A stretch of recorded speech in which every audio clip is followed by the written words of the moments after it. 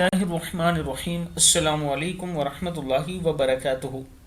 عابد راجہ channel کی طرف سے آج میں اپنے دوستوں کو رسول اللہ صلی اللہ علیہ وآلہ وسلم کا ایک فرمان بتاؤں گا، آپ دوستوں نے اس پر ضرور عمل کرنا ہے۔ رسول اللہ صلی اللہ علیہ وآلہ وسلم نے ارشاد فرمایا، ام المومنین حضرت عائشہ صدیقہ رضی اللہ تعالیٰ عنہ نے حضور اکرم صلی اللہ علیہ وآلہ وسلم سے پوچھا، عورت پر سب سے زیادہ حق کس کا ہے؟ آپ صلی اللہ علیہ وآلہ وسلم نے فرمایا، اس کے شوہر کا۔ میں نے دریافت کیا، اور مرد پر سب سے زیادہ حق کس کا ہے؟ آپ صلی اللہ علیہ وآلہ وسلم نے فرمایا، اس کی ماں کا ہے۔